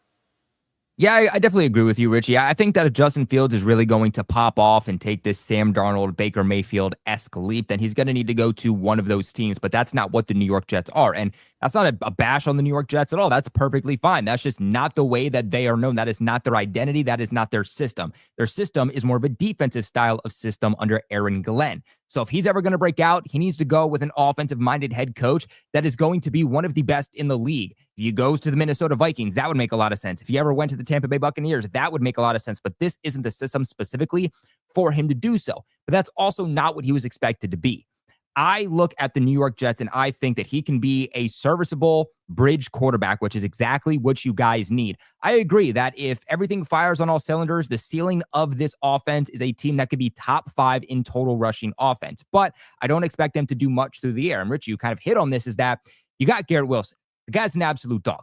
But we also saw when he struggled at times before Devontae Adams got there in 2024 that, when he was getting double teamed, he struggled at times and rightfully so. And we could potentially see that exact same thing because outside of him, who are you really going to be throwing the ball to? And I think that there's inconsistencies with Justin Fields being able to read a defense, being able to, effectively and efficiently and consistently throw the football. That's not what he's known for. And when you don't have a stacked receiving core, that's just going to make it a little bit more difficult on him. When it comes to somebody like Mason Taylor, I do think that he's a good receiving threat. Back in the draft, I actually said that he has the potential to be the best receiving threat at the tight end position coming out of that draft class. But what concerned me is the blocking. So when I look at this offense, I think there will be some inconsistencies. I think the better that the running back group is between Breece Hall, and Braylon Allen, I think the better that group is, the better that Justin Fields is going to play because it makes that offense multi-dimensional. And the better the run game is there, the easier it's going to be to open up the passing game and the run pass options. So I think it's all going to depend on those two guys as well as Justin Fields does. I agree, man. The path for a Justin Fields breakout party is one thing and one thing only. It's if the offensive run game is dynamic. And it's the same thing that TD said with the Dolphins, where they have the elite run game that allows Tua to open up in the pass. And I think that the Jets, the only way Fields, because if they shut down the run and we're in 3rd and longs and daring Justin Fields to pass, we're screwed. He's going to have one of the ugliest box scores you'll ever see. He'll be like 7 for 21 for like 98 passing yards. That would be a nightmare. If the Jets cannot establish that run game like we're expecting, it is going to be a really bad season for Justin Fields. If the run game is that dominant that I'm expecting it to be, that is where you're going to see a different version of Fields through the air. That's where you're going to see the play action. That's where you're going to see the open of the middle of the field open up. That's where you're going to see Garrett Wilson find some space. That's where you're going to see some real explosive plays. And it all starts there. And you could say about every team, of course, but just evaluating Fields as a quarterback, he hasn't really had that support system. The Chicago Bears did not give him that. The Pittsburgh Steelers gave him 6 games. He did his job, but they didn't give him an opportunity to extend the rest of the season. So, Rich, I think the secret weapon for the Jets, the secret weapon is, and he needs to have a big season. Breece Hall. Yeah. He needs to wake up, and it ain't just him. It ain't like it's him, but he got to be the guy that shows up this year and get his name back into that top conversation. And I think the Jets will get a boost in that area and really make a difference. But yeah, because let's be honest, it's been a disappointing 2 years. You need and Breece more. knows that himself. Yeah. Which is why he's not asking for a contract. Everyone asks him, your draft partners got paid. How come you're not getting paid? He's like, well, I didn't prove it like they have. And he's aware of that. So he knows that he's got to go out there, prove himself. This is a contract year. And Breece got to rise, man. He was electric in those first 6 games as a rookie. And then he tore his ACL, and he hasn't been the same. He hasn't. He has not been the same since that ACL injury. There's something off with him. I still believe in him, but this could be his last year as a Jet if he does not break out. And I could not agree more. And luckily we have Braylon Allen if it does not go smooth for him to be excited about. So, yeah. Real talk. That's the Jets talk. Tony became a member of YouTube. Thank you so much, Tony. We appreciate that. Looking fresh with that Jets hat. Mike McDaniel gone by week 6. Hey, man. Happened with Robert Saleh. So you never know. Boy, that'll be crazy, man. Don't wish that on us. Next. Dude, trust me, you don't want to get your coach fired at that time. It was just an absolute disaster. I know it. And that's why every single star player for the Jets, like Quinn, was a shell of himself because, don't even get me started about last year. Danny Dimes throwing for 500 yards, 4 touchdowns, week 1. All right. Y'all are funny. And you know what's funny? Amazon Prime came out with a show of the New York Jets. It's called The Home Team. And it followed players on the Jets last year. And it's like a show, like basically showing the at-home life with their wives and kids. And they expect us to relive last year. And I'm featured on the show. They reached out to me That's awesome. I remember. and asked me if they can use a piece of my content. And I said, yeah. And they paid me for it. But I still have it. I couldn't get by the first episode. I had to sit there and relive last year. So I didn't even get to see the part I'm apparently on the show. My voice is, and I'm not visually, but my audio is. But like they expect me, I don't know, man. Amazon, they took a risk, and they're following like C.J. Mosley, Alan Lazard, Tyler Conklin, who's not even on the Jets anymore. And you see them all like, yeah, we got Aaron Rodgers. Yeah, we got a Super Bowl winning quarterback. I'm sitting there like, God, I can't relive this hype. You know what I mean? That's just brutal. What a flop of a show that was from them. The producers didn't think through. I guess they were hoping that the Jets were going to be good that year, so that show would be, if we were that Super Bowl winning team, then yeah, it'll be a good show. But man, what a flop. What a flop. G. Nicky with a $5. Behind in the live, but from Patriots reporters, the top 10 of roster are a 10 to 35 are on par with good teams, and 35-53 is awful. So the back end of your roster is not looking good. We're about to get into the New England Patriots in just There's a some moment. question marks about depth for sure. Certain positions. Hambone, $2. Jets will be last wildcard spot this year. Okay. Dude, if Aaron Glenn comes in here and does this in his first year, I am going to be insufferable on this channel. You don't want to see that version of me. Because I don't even know what that version of me looks like. I don't even know. Richie's going to say that the Jets are the upcoming team in the NFL. Dude, you kidding me? If Aaron Glenn brings Justin Fields and this team to the playoffs, What if you lose a game? in the playoffs? Yeah, like what if you get there but you get blown out? Will you still feel that good? Oh, yes. Want to know why? We got the 14-year playoff drought off our backs. That's We fair. have a drought of getting to the playoffs, not winning a playoff game like the Dolphins, which is 24 years. We just need to get to the dance, man. That's all I want, Colby. I want to get to the dance, get blown out, and then let's recalibrate and go on a deep We all playoff run. might get over the hump this year, except Buffalo. Miami Except Vibes, $5. TD, have you seen the clip of Greer talking today about the hate he receives from fans? The email about his kids Yeah, was effed up. that's It's never that crazy. serious. Yeah, it's crazy. Like he was talking about he used to getting bad hate mail, but then when people send him stuff about hoping his kids catch cancer. Our general manager. That's like wow. And of course, you got Sheesh. people in my inbox. Why would you send that to him, man? Get out. I block him. Idiot. Blocked them. But yeah, that's crazy work. Jetstream 1989 with the $5. If Fields were to revive his career, it would be later in the season as he is learning. His third offense is as many years plus only one receiver. Exactly true. I think it's going to be not a good start for this Jets offense. It's going to take time as the season progresses. When you're in a brand new system, brand new offense, everything's new. It's also a first-year offensive coordinator who's never been an OC in the NFL. It's going to be a grace period. And I think, and I've said this multiple times, this Jets football team is going to be built on failure. And what I mean by that is they're going to fail. It's going to get messy. And it's going to be up to them to be able to, Aaron Glenn and this football team, to show their strong willingness to get through that failure, to get through those tough losses, to get through the slow start. Because I don't see this Jets team starting off the season hot. I don't. And it's going to be up to them. The best teams in the league are the ones that have that strong willingness to deal with adversity. And you can say that about everything, not just in football, in life in general. You got to use failure as an opportunity to grow. And that's that simple. Do or do not. There is no try, as Yoda wisely says. Pretty Yeah, good impression, forever. I'll give it to you. There you go. Jedi. Disney should hire you, man. I'm good at impersonations. 2 to the left, 1 to the right. 2 on. Richie be hating, Sick man. people. That's not hating. I'm just impersonating, man. It's all love. Sick people talking about TD's fam like that. Let me have them for one round. See how much they BS talking TD's fam. Now they were DF Forever talking got your about back. Chris Greer's family, but yeah, I get crazy stuff all the time. I'll just ignore it. Sad, I get man. crazy stuff too. If you don't get crazy stuff, man, Yeah. that's what I'm saying. You got to get crazy stuff. If, ands, and buts never happen, TD, go Bills. Listen, y'all beat us week 3, then I'm done. I'm done. Do you think you're going to beat them week 3?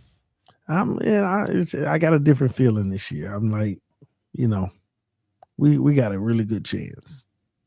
Really? I think we can go down there. And I'm really happy we're going to be there. And guys, we still have tickets available for that event. If you are a Bills fan in the area of Buffalo and you're thinking of going to a game and you want to watch Bills Dolphins with us, the link is pinned at the top of the chat. Come through, folks. Come through.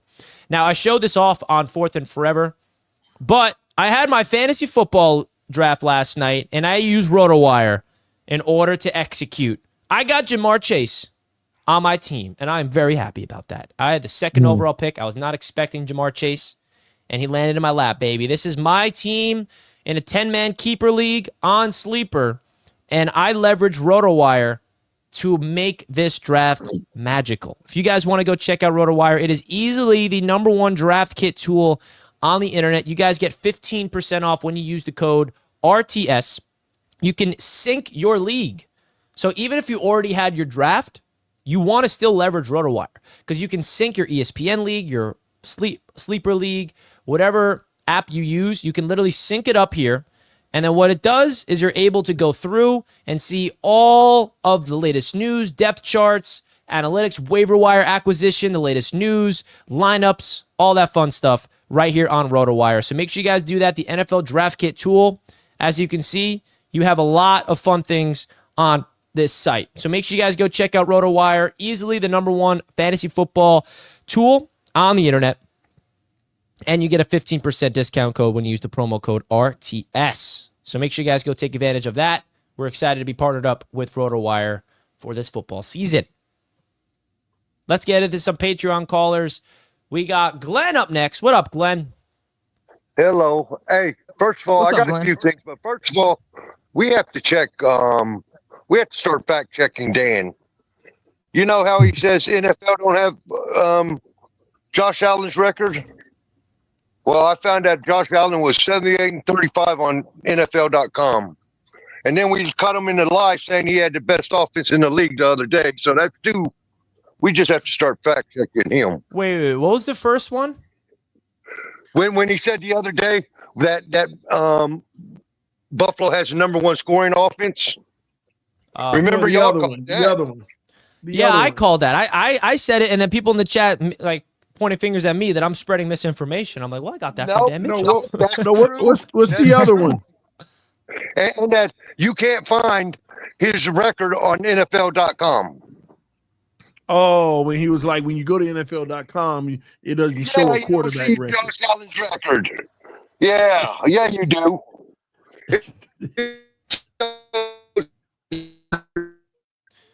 Well, Glenn, you say that we need to start fact checking Dan. That's what your job is. That's your role.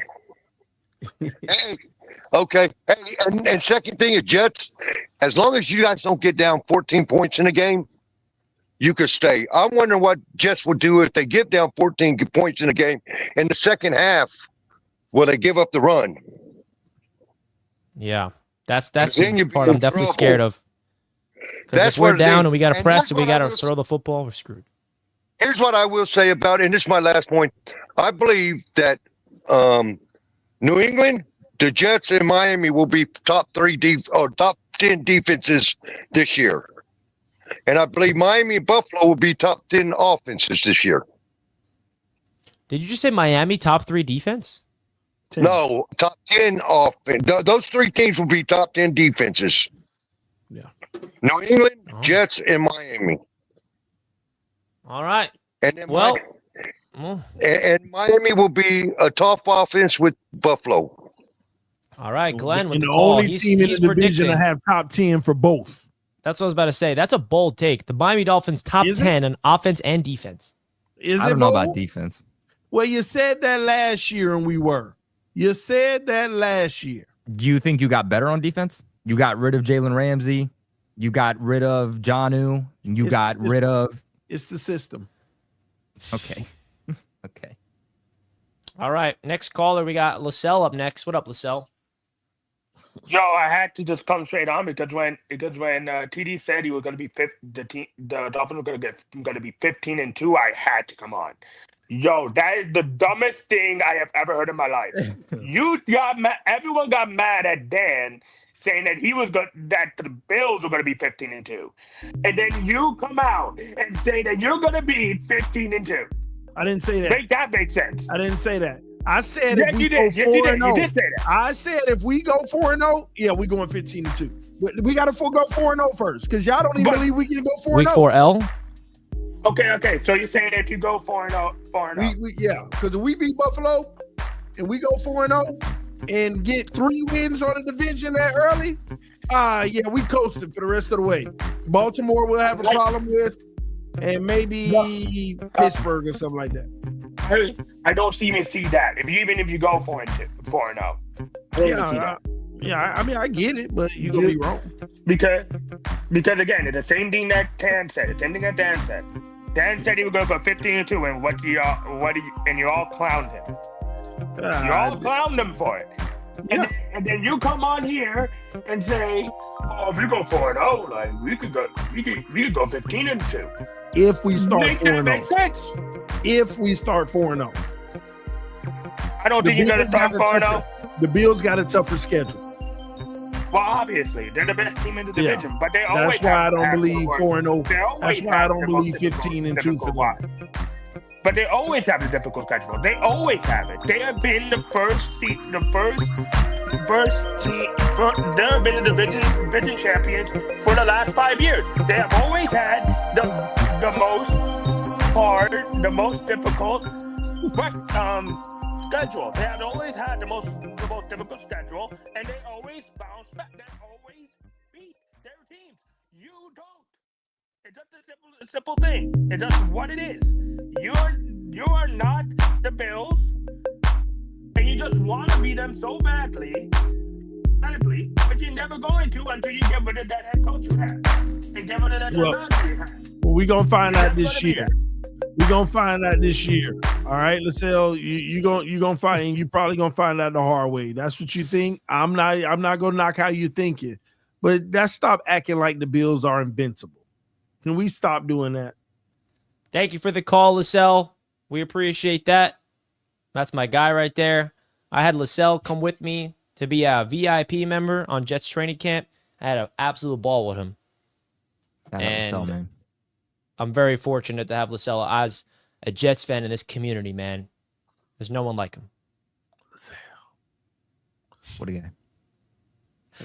Well, that's going to wrap it up.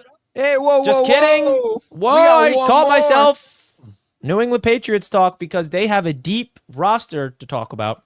I'm gonna be Now, honest. There's not too much to get into, but there's no, some there points. is. Are you kidding me? There's a lot to get into. They're still in the league. Okay. The They're still in New the league, England yeah, about a Patriots. The New England Patriots are laying a foundation of new energy with Mike Vrabel. He's trying to find the rats. Where are the rats? Did Mike Vrabel find the rat yet? Did he No, find it the was the rat? guy's That's the agent. one thing I got to know. It was his agent, 100%, no doubt in my mind. Who's It agent? was Polk's agent. Basically, there was a report that came out from Jordan Schultz that the Patriots were putting Jalen Polk, the second-round pick from last year's draft, on IR, and then Mike Vrabel came up in a press conference and was basically like, he was asked about it, and he was like, yeah, we got rats in the building, and we're going to figure out who it was. Guess he didn't want that leaked. Miserable and pissed off in that press conference. Yeah, he was not happy about that. He was Which makes not. me scared as a reporter. Did you see that? Did you see that video, TD?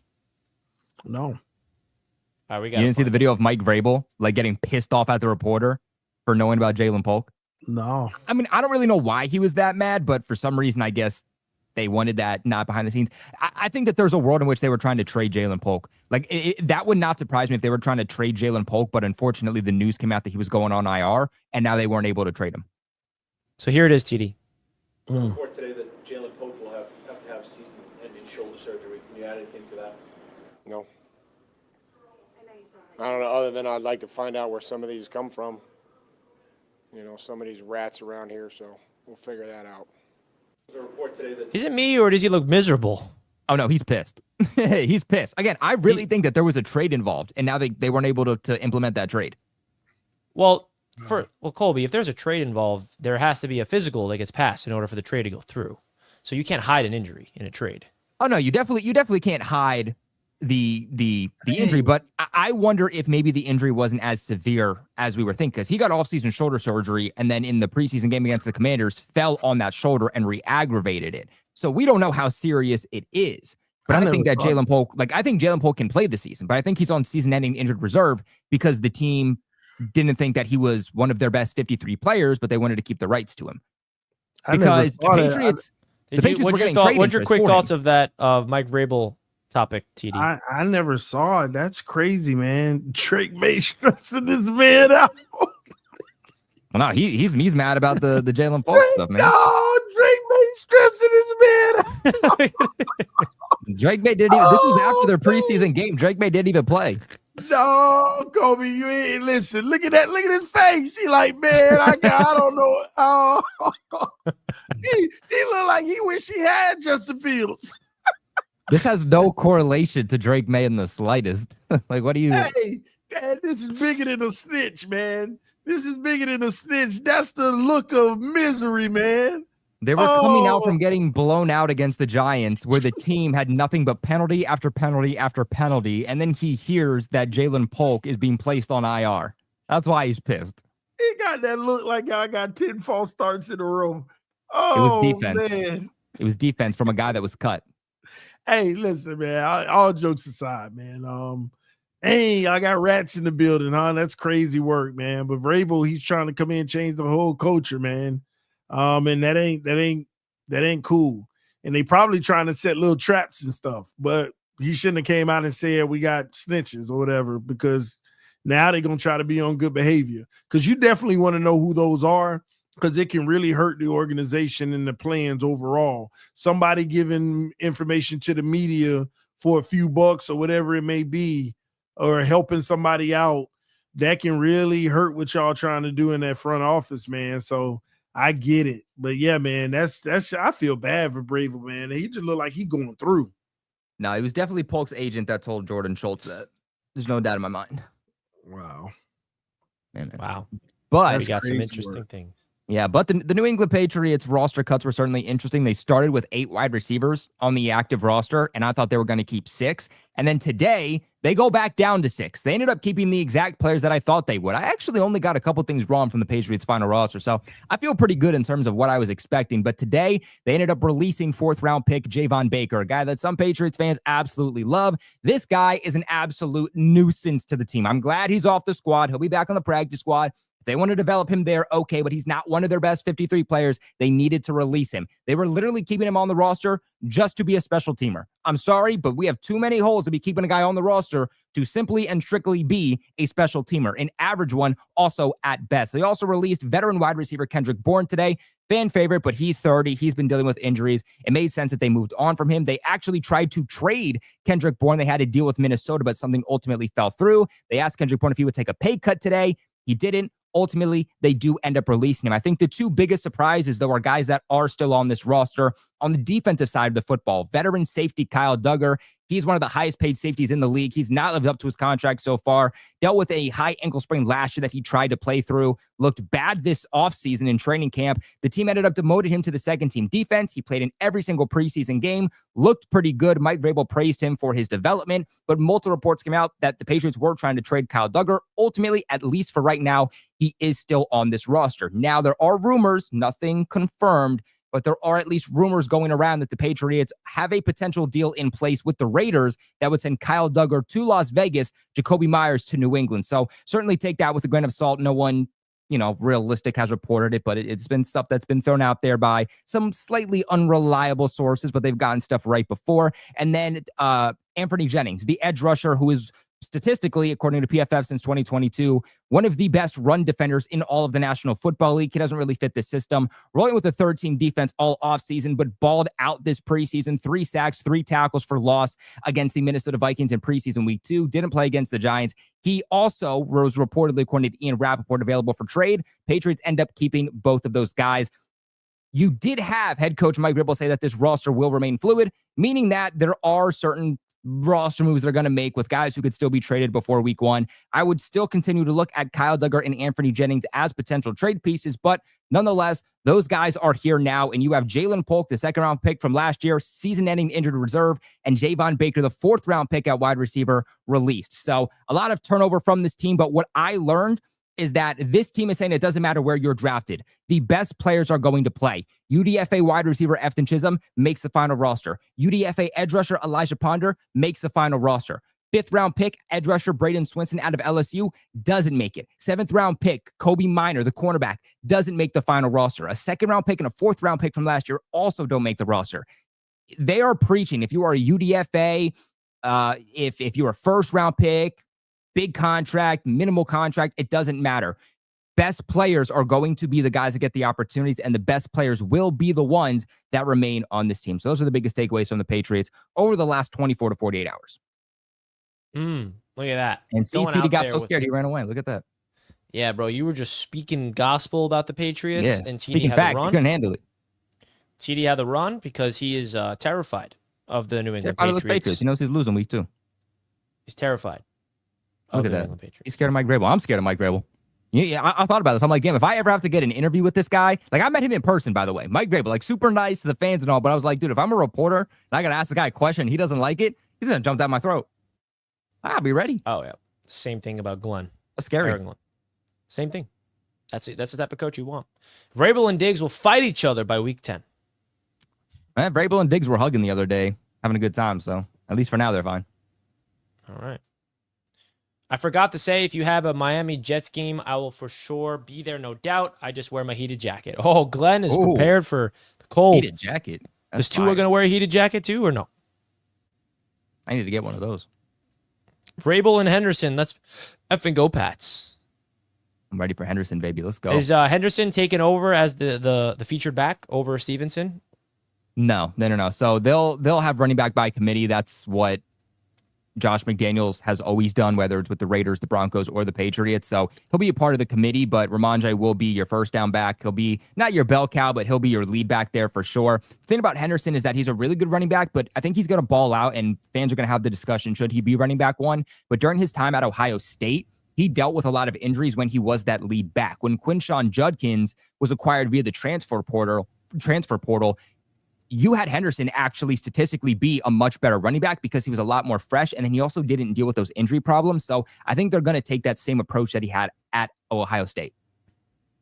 All right. Well, we shall see. I'm intrigued, man. AFC East Roundtable. The next time you hear from us, we're going to be previewing week 1. We're going to go deep into those games and go all over that. A week from tonight, it's going to be a day before week 1 of the NFL season, a day before the first game of the NFL, which is Eagles-Cowboys Thursday night, I believe. Woo! We made it. Is it Eagles-Cowboys? I think. And then it's Chiefs and Chargers? Chiefs-Chargers Friday, and then a Jets spanking over the Steelers while the Colts upset the Dolphins. What up, TD? Nothing, man. Y'all delusional. But What were your thoughts about the Patriots? Oh yeah. No. I mean, overall, just interested in waiting on the season to start. Like I said, I think y'all gonna be a good team this year because of that man right there. But I gotta see y'all on the field, man. Week 1, who do y'all have? We have the Raiders at home. Yeah, and who's week 2?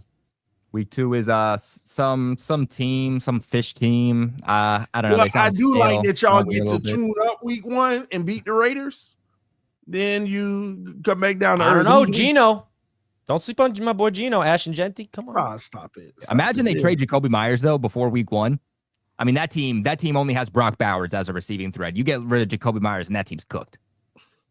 Yeah, They got y'all will some be young all right. Receivers. Who? No. What's his name? I forgot his name. They're going to He's run a getting lot all of right. 12 personnel. They're going to run Michael Mayer and Brock Bowers like hell. What's his name? I forgot it. Like Y'all on gonna beat heavy the Raiders. formation. Y'all gonna beat the Raiders, man. Who y'all Did week you- 3 yeah. though, Kobe? Dante Thornton. Dante Thornton just caught his first pass from Geno Smith this past week. Bro, don't sleep on him. This guy's like a 6'5" monster. I like him. He's a speedster. He has And size. Jack but, like, Betch. They got 2 rooks. Jack Betch is good Jack too. Betch. That was our Senior guy Bowl. from the Senior Bowl. Yeah, don't That was sleep our on guy Jack caught the Betch, game-winning man. touchdown. But again, they're young, so we and they got the ghost of Amari Cooper that Week I'm very three's the thankful ghost, that the Jets did not sign, even though the Oh, yeah, Jets he's don't just have any back. receivers. He just got back. Forgot about that. Well, But Amari what did you think Cooper. about those cuts, TD? Did you think about Kendrick Bourne, Javon Baker, both those guys getting cuts in the receiver room that do anything for you?